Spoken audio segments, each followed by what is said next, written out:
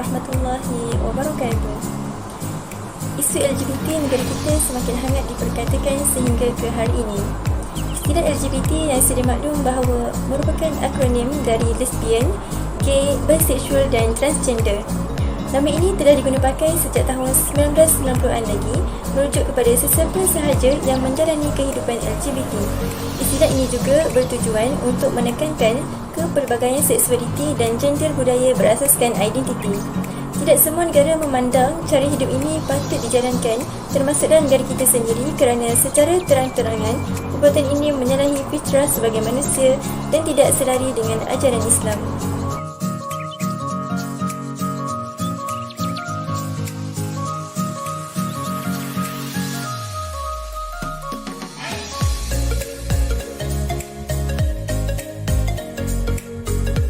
Bagi menelusuri tajuk ini lebih mendalam, semestinya semua orang ingin tahu apakah maksud sebenar bagi setiap akronim daripada perkataan LGBT. Akronim yang pertama iaitu lesbian, yang dimaksudkan sebagai golongan yang mempunyai tarikan seksual terhadap perempuan lain. Kebanyakan daripada golongan ini mudah jatuh cinta, kasih sesama mereka serta berkeinginan tinggi untuk hidup bersama selamanya. Manakala gay pula sering digunakan untuk merujuk kepada pasangan sama sejenis seperti lesbian, tetapi yang membezakannya adalah lelaki bersama lelaki. Golongan ini sangat mudah tertarik dengan lelaki lain, terutamanya kepada lelaki yang menyerupai rupa paras menarik, tampan, bergaya, bertubuh sasa dan sebagainya. Seterusnya berkaitan dengan bisexual. Ianya bermaksud individu yang mempunyai kecenderungan untuk melakukan hubungan seks dengan kedua-dua jantina, iaitu lelaki dan perempuan. Golongan seperti ini mempunyai hubungan seks yang melampau kerana mereka rela dan seronok apabila melakukan hubungan seks dengan kedua-dua jantina. Akronim yang terakhir iaitu transgender atau transsexual merupakan satu keadaan di mana seseorang cenderung mengenal pasti diri mereka dengan gender yang tidak konsisten dengan jantina biologi mereka. Pada kebiasaannya, mereka akan melakukan beberapa usaha perubatan untuk menukar fizikal mereka supaya menyerupai jantina yang berlawanan. Masalah LGBT ini amat membimbangkan, terutamanya majoriti golongan ini adalah dari umat Islam. Sejarah telah membuktikan bahawa golongan LGBT ini tidak diterima oleh Allah Subhanahu Wa Taala berdasarkan sejarah yang telah berlaku pada zaman Nabi Lut alaihissalam. Beliau menjadi utusan oleh Allah Subhanahu Wa Taala untuk kaum Sadum yang sangat degil dan selalu membuat bencana di muka bumi. Walau bagaimanapun, usaha yang dilakukan oleh Nabi Lut alaihissalam menemui kegagalan. Lantas itu, golongan tersebut mendapat azab daripada Allah Subhanahu Wa Taala atas kemurkaannya terhadap golongan LGBT tersebut. Oleh yang demikian, jelaslah bahawa amalan LGBT adalah songsang dan dibenci oleh Allah Subhanahu Wa Taala serta melawan fitrah manusia yang diciptakan Allah sebagai berpasang.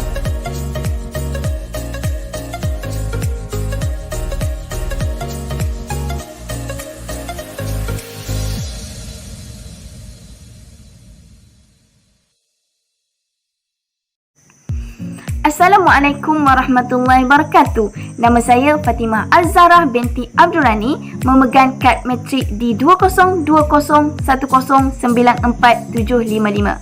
Hari ini saya ingin menerangkan mengenai punca-punca berlakunya gejala LGBT. Kerap kali kita dikejutkan dengan berita wujudnya golongan LGBT di pelosok dunia. Lebih-lebih lagi di negara kita sendiri. Terdapat banyak faktor berlakunya gejala LGBT dalam dunia bertamadun. Antaranya ialah pengaruh media massa. Pengaruh media massa ini sangat dahsyat kerana segala maklumat yang hendak dicari boleh ditemui sepantas kilat. Segalanya boleh diakses di hujung jari. Pengaruh media massa ini merupakan satu platform yang memudahkan golongan LGBT mendapatkan dan memperoleh maklumat tentang gejala yang tidak sihat. Selain itu, kewujudan media sosial seperti Facebook, Twitter, Instagram turut merupakan platform warga LGBT untuk berkomunikasi di antara satu sama lain.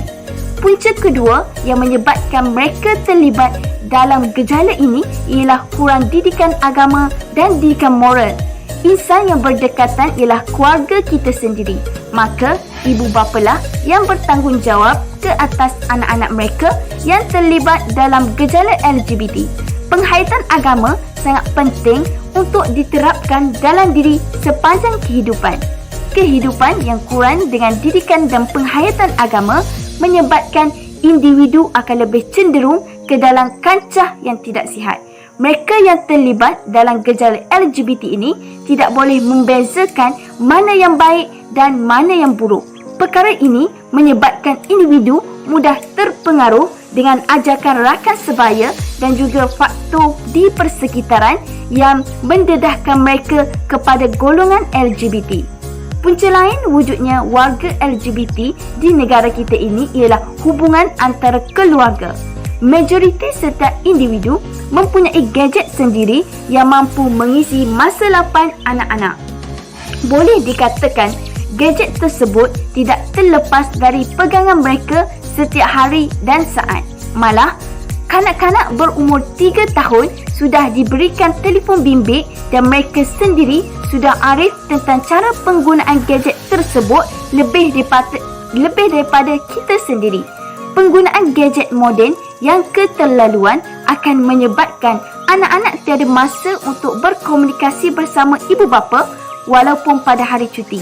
Ini akan menyebabkan hubungan kekeluargaan menjadi renggan sehingga mengakibatkan ibu bapa tidak mengambil tahu akan perilaku anak-anak mereka. Maka anak remaja ini mengambil keputusan untuk mengakses apa jua maklumat yang tidak sihat di laman sesawang.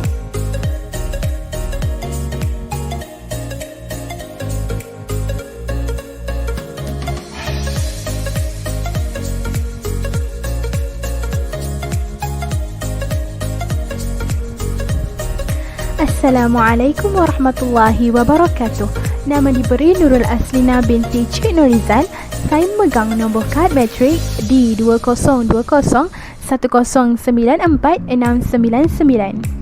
Pada hari ini, saya akan membentangkan tugasan yang kedua, iaitu berkenaan dengan kesan-kesan LGBT terhadap 3 kategori, iaitu individu, masyarakat dan institusi kekeluargaan. Sebagaimana kita tahu, budaya LGBT ini sangat banyak memberi kesan kepada semua aspek. Budaya LGBT ini merupakan budaya yang tidak sihat yang semakin menular dalam kalangan rakyat di Malaysia. Antara kesan LGBT kepada individu adalah kebolehan dan kelebihan pada diri seseorang individu itu tidak diiktiraf.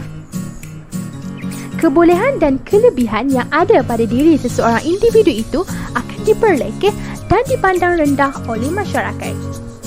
Hal ini akan menyebabkan seseorang individu itu lebih memilih untuk meneruskan gejala LGBT ini kerana mereka tahu jika mereka melakukan sesuatu yang baik yang menunjukkan kebolehan ataupun kelebihan yang ada pada mereka, sudah pasti tidak akan diterima oleh masyarakat. Kebolehan dan kelebihan yang ada pada diri seseorang individu itu bakal menjadi cemuhan, ejekan, makian serta sindiran dan kata-kata kesat daripada masyarakat. Seterusnya, antara kesan budaya LGBT ini kepada masyarakat adalah budaya ini akan mencerminkan kemunduran masyarakat. Hal ini kerana budaya LGBT ini merupakan budaya yang melanggar kudrat sebagai seorang manusia. Sebagai seorang manusia, haruslah menjalani fitrah sebagai seorang manusia seperti mana manusia yang menyukai manusia lain yang berlainan jantina untuk meneruskan keturunan. Budaya LGBT ini akan mengakibatkan seseorang manusia itu tidak mempunyai keturunan dan akan memutuskan generasi mereka. Dengan adanya ketidakharmonian dalam kalangan masyarakat, seseorang individu itu akan berlakunya kesihatan mental dan akan melakukan tingkah laku yang berisiko terhadap diri sendiri. Akhir sekali adalah kesan budaya LGBT kepada institusi kekeluargaan. Hal ini kerana budaya LGBT ini melibatkan maruah sekumpulan manusia yang menjaga adat dan tata susila serta pegangan agama. budaya LGBT ini boleh diibaratkan sebagai malapetaka ataupun bencana dalam institusi keluarga dan masyarakat. Hal ini akan memusnahkan institusi keluarga dan akan menimbulkan pelbagai kepincangan atau masalah sosial, budaya, psikologi, agama, etika serta moral. Dengan adanya kemusnahan institusi keluarga ini telah menandakan bahawa kehancuran umat manusia telah berlaku. Jelaslah bahawa budaya LGBT ini sangat memberi kesan negatif terutamanya kepada individu, masyarakat dan institusi kekeluargaan. Jadi, kita sebagai rakyat Malaysia haruslah berganding bahu untuk membanteras budaya LGBT ini dalam kalangan rakyat di Malaysia.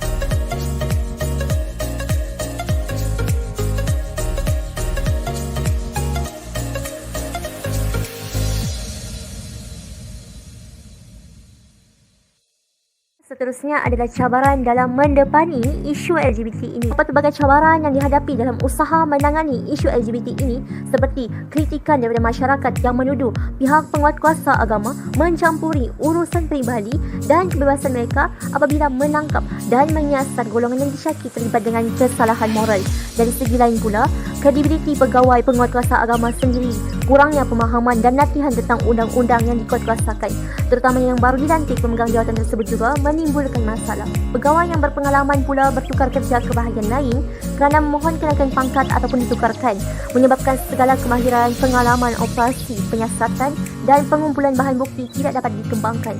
Banyak masalah dan rungutan dalam kalangan masyarakat adalah berkisarkan tentang kaedah dan prosedur yang dilaksanakan oleh pegawai penguatkuasa agama yang dilihat tidak sistematik dan sering tersasar dan melebihi bidang kuasa yang diberikan.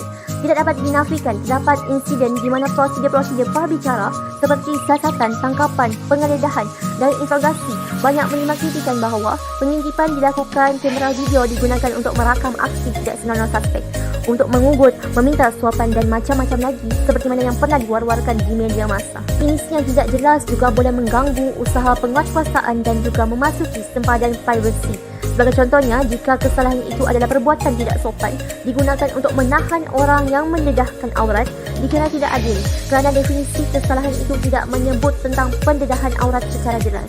Terdapat juga persoalan berkenaan dengan hak individu di dalam penguatkuasaan undang-undang berkaitan dengan moral. Mereka yang terlibat dengan kebiasaan yang menggunakan ia sebagai alasan berkenaan untuk menagih simpati dan akhirnya mendatangkan tekanan kepada penguatkuasa agama itu sendiri. Akhir sekali, kesalahan berkaitan dengan moral dan etika sangat berhubung kait dengan isu hak asasi manusia.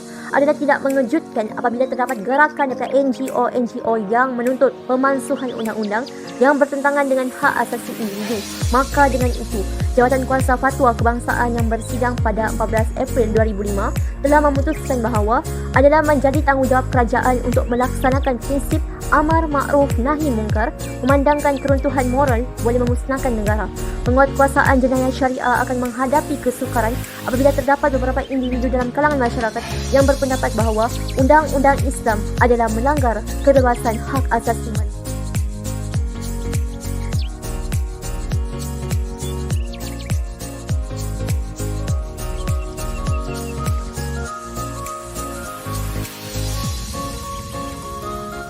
Saya Huda Faikah binti Nur Hasim dengan nombor matrik B2020109478.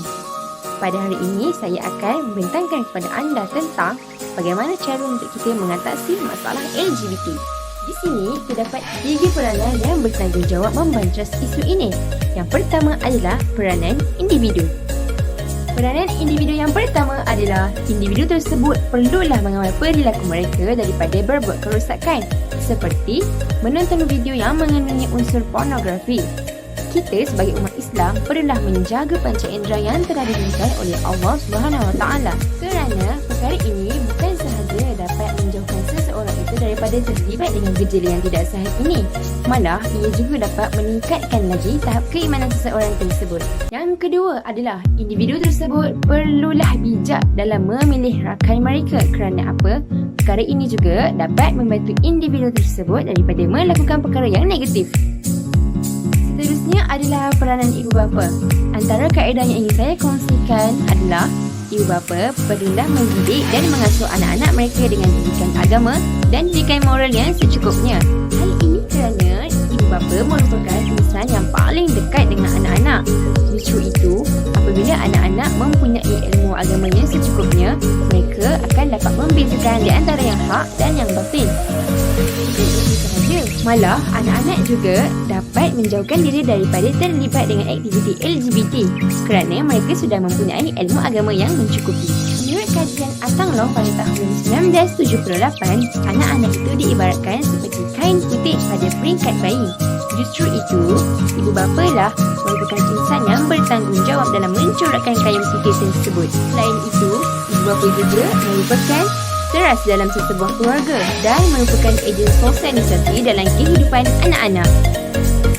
Dan peranan yang ketiga adalah peranan pihak berkuasa. Berdasarkan kajian Muhammad Izzat pada tahun 2019, beliau telah menyarankan agar segala kegiatan yang mengandungi unsur-unsur LGBT atau mempromosikan LGBT perlulah disekat dan dilaksanakan secara menyeluruh. Selain itu, pihak berkuasa juga perlu memperketatkan lagi undang-undang negara agar golongan LGBT ini tidak melakukan aktiviti mereka dengan sewenang-wenangnya.